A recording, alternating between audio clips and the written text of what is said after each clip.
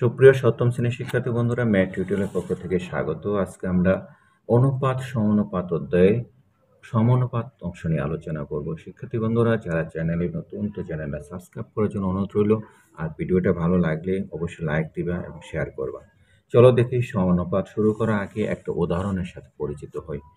1:3 এটা একটি সরল অনুপাত এবং 2:6 এটাও একটি সরল অনুপাত। 2:6কে আমরা কি করলাম, 2 দিয়ে ভাগ দিয়ে আবার 1:3 করলাম। অর্থাৎ এখানে একটা সরল অনুপাত যেটা ছিল, পরে আরেকটা সরল অনুপাত, সেটাকে আবার রূপান্তর করে আরেকটা সরল অনুপাত রূপান্তর করলাম।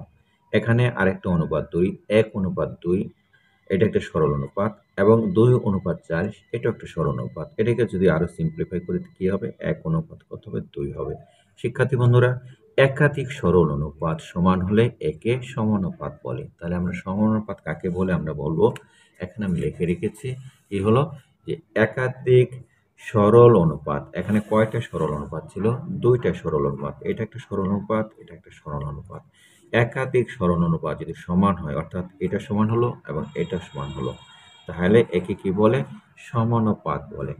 শিক্ষার্থী বন্ধুরা, চলো দেখি এখন আমাদের চ্যাপ্টারে আমাদের কি বলছে।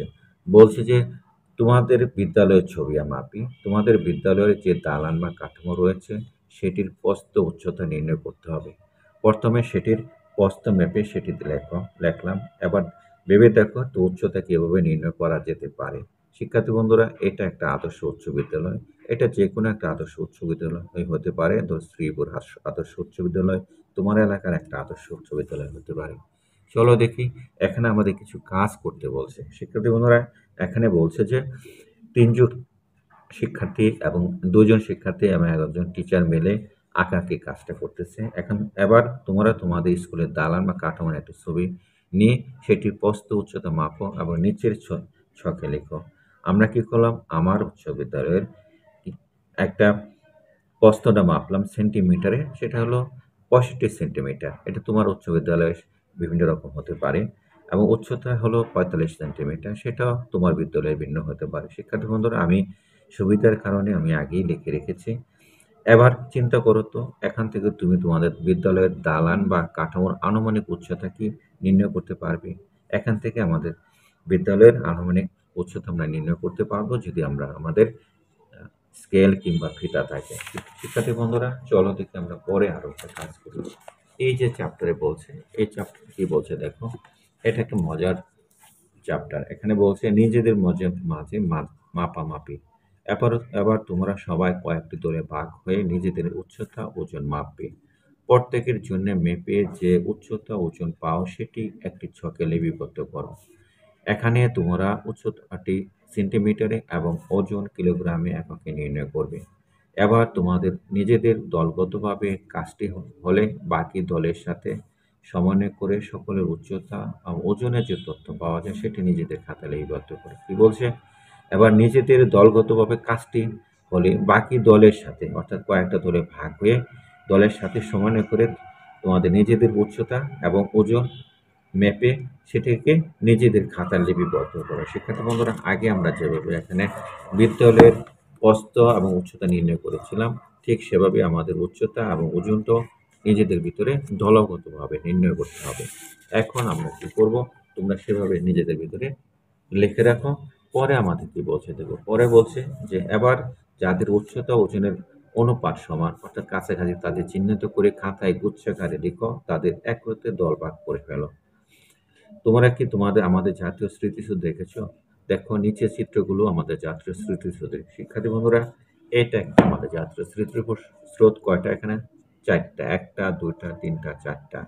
এবার নিচের চিত্রগুলো উচ্চতা প্রস্থ মেপে নিচের ছকে লিখো এবং সেগুলো অনুপাত নির্ণয় করা। শিক্ষার্থী বন্ধুরা, এটা একটা স্মৃতিস্রোত। এটা তার কি হলো, এটা হলো প্রস্থ এবং এটা হলো উচ্চতা, এবং এটা প্রস্থ, এটা উচ্চতা, এটা প্রস্থ, এটা উচ্চতা, এবং এটা ছোট, এটা প্রস্থ, এটা উচ্চতা। আমরা স্কেল দিয়ে মাপলাম, মাপার পরে মোটামুটি আমরা প্রস্থ উচ্চতা বের করার চেষ্টা করলাম যাতে সময় কম লাগে, তোমাদের বোঝাতে সহজ হয়। শিক্ষার্থী বন্ধুরা, এই যে প্রথম ছবি থেকে আমরা কি পেলাম, প্রথম ছবি থেকে পেলাম উচ্চতাটা 3 এখানে কি সেন্টিমিটার, এখানে হলো উচ্চতাটা হলো 3 সেন্টিমিটারে। পর প্রথমটির উচ্চতা হলো 3 সেন্টিমিটার এবং প্রথমটির প্রস্থ হলো 3 সেন্টিমিটার, অর্থাৎ এদিকে 3 সেন্টিমিটার, এদিকেও 3 সেন্টিমিটার। শিক্ষার্থী বন্ধুরা, উচ্চতা ও প্রস্থের অনুপাত বের করতে বলছি। তাহলে উচ্চতা কত পেলাম? 3 সেন্টিমিটার। প্রস্থ কত পেলাম? 3 সেন্টিমিটার। এটাকে যদি সিম্পলিফাই করি, অর্থাৎ 3 দিয়ে ভাগ দিলে আমরা কি পাই? 1:1 পাই। শিক্ষার্থী বন্ধুরা, পরে কি বলছে দেখো, দ্বিতীয় ছবি, অর্থাৎ এই ছবিটা এখানে বলছে যে উচ্চতাটা আমরা 2 সেন্টিমিটার মেপে পেলাম এবং এই উচ্চতাটাও 2 সেন্টিমিটার মেপে পেলাম। শিক্ষার্থী বন্ধুরা, এখন পরের প্রস্থটা কিন্তু 2 সেন্টিমিটার মেপে পেলাম। তাহলে যেহেতু অনুপাতের কোনো একক নাই, তাই উচ্চতার একক হলো 2 সেন্টিমিটার এবং প্রস্থের অনুপাত হলো 2 সেন্টিমিটার। অর্থাৎ এখানে অনুপাতটা দেওয়া হলো 2:2। এটাকে 2 দিয়ে ভাগ করলে 1:1 হয়। শিক্ষার্থী বন্ধুরা, তৃতীয় নম্বরে, অর্থাৎ এটাতেও মাপার পরে আমরা কি পেলাম? 1.5 সেন্টিমিটার পেলাম উচ্চতা, প্রস্থ পেলাম 1.5 সেন্টিমিটার। আমরা অনুপাতটা নিলাম 1.5 অনুপাত 1.5। 1.5 দিয়ে যদি 1.5কে ভাগ দিই, তাহলে আমরা কি হবে? 1:1 পাবো। শিক্ষার্থী বন্ধুরা, চতুর্থ নাম্বারটা আমরা এটাও পেলাম। এটা মাপার পরে আমরা যেটা পেলাম 0.5 সেন্টিমিটার, এখনও পেলাম 0.5 সেন্টিমিটার। এরপরে আমরা কি করলাম? 0.5 সেন্টিমিটার অনুপাত 0.5 সেন্টিমিটার অনুপাত নিলাম। কারণ হলো এখানে আমরা এককগুলো নিতে পারি না, তার মানে এটাকেও সেম দিয়ে ভাগ দিলে 1:1 হয়, অর্থাৎ 0.5 দিয়ে ভাগ দিলে 1:1 হয়। শিক্ষার্থী বন্ধুরা, প্রত্যেকটাকে আমরা কি পেলাম? সমান অনুপাত পেলাম, অর্থাৎ 1:1 পেলাম। তাহলে এটা কি হলো? সে অনুপাতগুলো নির্ণয় করতে বলছিল, অনুপাতটা নির্ণয় করলাম। আর যদি অনুপাতটা কি অনুপাত হলো? এটা একক অনুপাত হলো। শিক্ষার্থী বন্ধুরা, কি অনুপাত হলো? একক অনুপাত হলো। তো তাহলে চলো দেখি আমরা কি করি। পরে আরো কিছু কাজ করতে বলছে। কি বলছে? চিত্রে আমরা আগে সে জিরাফের কাছে চলে যাই। জিরাফ আমাদের এখানে আগে ছিল, এখন আবার আসছে। বলছে চিত্রগুলো থেকে কিভাবে কি বুঝতে পারলে চিত্রগুলো অনুপাত কি সমান? হ্যাঁ, চিত্রগুলো তো আমরা বুঝতেই পারলাম চিত্রগুলো অনুপাতগুলো সমান, এবং সমান হওয়ার কারণে এটা একক অনুপাত হয়েছে। এখন আমাদের জিরাফ বলছে, এখানে এই যে একটা জিরাফ, এই যে একটা জিরাফ, একটা জিরাফ। শিক্ষার্থী বন্ধুরা, এখানে কিন্তু এক একটা জিরাফ এক এক রকম, সিরিয়াল ভাবে নেই। এখানে যেমন খুব বড়, ছোট, ছোট, ছোট ছিল, এরকম নাই। এখানে বড়, ছোট এভাবে আছে। জিরাফটাকে আমরা মাপলাম। এখানে কি করতে বলছি আমরা আগে দেখব, তারপর আবার মাপবো। দেখো, নিচের জিরাফগুলোকে নিয়ে কি দেখতে পারছো? হ্যাঁ, আমরা দেখলাম। প্রথম জিরাফটির গলা ও পুরো দেহের দৈর্ঘ্যের অনুপাত কিন্তু তোমরা মেপে দেখেছো। এবার দেখো তো বাকি জিরাফগুলো গলা ও পুরো দেহের দৈর্ঘ্যের অনুপাত কি সমান হয় কিনা। নিচে ছকটি পূরণ করে ফেলো। শিক্ষার্থী বন্ধুরা, আমরা কি করলাম? প্রথম জিরাফটির আমরা গলার দৈর্ঘ্য এবং গলার যে দৈর্ঘ্য সেটা এবং তার পুরো দেহটাকে, অর্থাৎ পুরো দেহের দৈর্ঘ্যটাকে আমরা মাপলাম। পরবর্তীতে আমাদের বলছে বাকিগুলো মাপার জন্য, এবং এর সাথে আমরা কি করতে বলছে? সেগুলোকে সমান হয় কিনা সেটা অনুপাত আকারে দেখাতে বলছে। চলো দেখি আমরা এখানে কি করছি। ছবি প্রথমটাতে আমরা কি করলো, যে গলার দৈর্ঘ্য হলো 1.5 সেন্টিমিটার, আমরা মাপে নিলাম আগে, এবং পুরো দেহের দৈর্ঘ্যটাও 4 সেন্টিমিটার পেলাম। শিক্ষার্থী বন্ধুরা, এখানে বলছে গলা, অর্থাৎ এটা, এবং দেহের দৈর্ঘ্য এটা, এটাকে অনুপাত আকারে আমরা প্রকাশ করলাম 1.5 অনুপাত 5, 4। শিক্ষার্থী বন্ধুরা, এরপরে আমাদের কি বলছে? দ্বিতীয় ছবিটা কিন্তু আমাদের দেখো তোমরা, দ্বিতীয় ছবিটা কিন্তু ছোট ছবি, এটা থেকে এটা ছোট। কাজে এখানে কি হবে?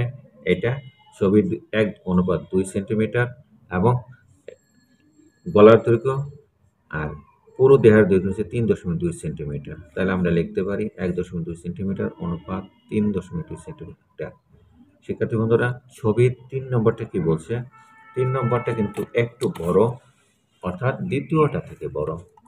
বড়টা থেকে বড় না, প্রথমটা থেকে বড় না, দ্বিতীয়টা থেকে বড়। তৃতীয়টাকে যদি বড় হয়, তাহলে আমরা কি করব? এটাকেও মাপবো। মাপার পরে আমরা কি পেয়েছি দেখো তো। পেলাম 1:3 সেন্টিমিটার পেলাম তার গলার দৈর্ঘ্য, এবং পুরো দেহের দৈর্ঘ্য পেলাম 3:5। শিক্ষার্থী বন্ধুরা, এখানে আমি সেন্টিমিটার দিয়ে নেই, তো একটা সেন্টিমিটারটা দিয়ে নেই।